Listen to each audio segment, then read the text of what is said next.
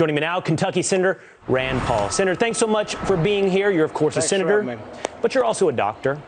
There is no medicine that I know of, Senator, that is universally appropriate for every single person in our society. But we are being told that the vaccine for COVID-19 is applicable, appropriate, and pushed upon every single one of us, regardless of age. Why?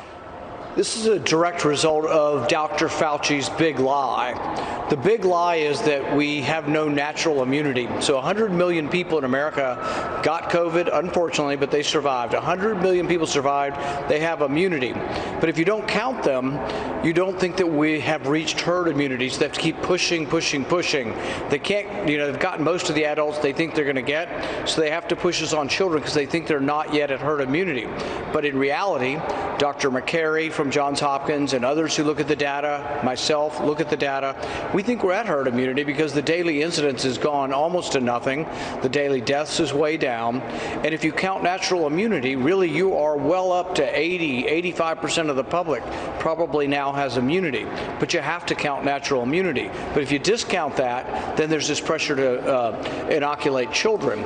And you're right, it should be individualized. A medical history is the history of the patient. You're supposed to talk to the patient and make an individualized risk. I asked the head of the AMA in a hearing just 2 days ago, I asked her, would it not be appropriate to find out whether the child has already had COVID? For goodness sakes, you're going to force a 10-year-old that's already gotten it to be vaccinated or a 5-year-old that's already gotten it? Why wouldn't we at least test to see who's already had the disease versus who hadn't had the disease? And then there's balancing. And then there's balancing your risk assessment, as you point out, the risk for children of COVID-19 versus the growing knowledge of the risk of myocarditis if a child is vaccinated. Whatever that risk may be, parents should have that information. They should have that at their hands to make a smart question. But questions, as you pointed out, involved with what you describe as the big lie, questions have been totally taken off the table. Now, there's got to be real-world effects of pushing questions off the table, Senator.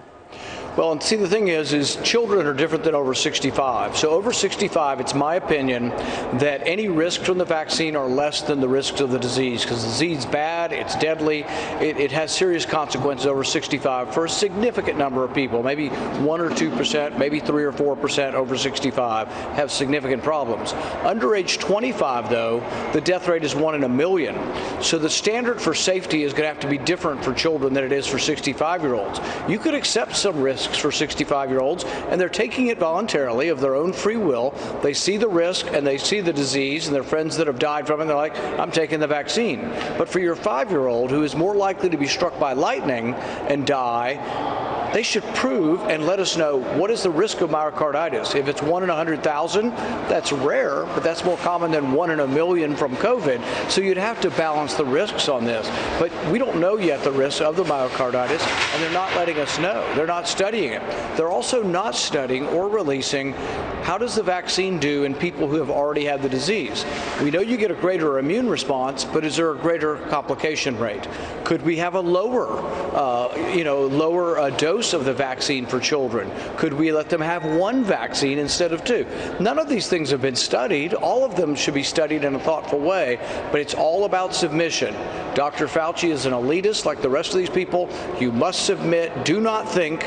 You are not an individual. You are part of the hive, and the hive must obey what the commandant says. And in your words, the hive must obey to get to the big lie of herd immunity. Senator, such rational thinking, such important information for every parent at home that needs to make one of the most important decisions in their life. Thank you so much, Senator Paul.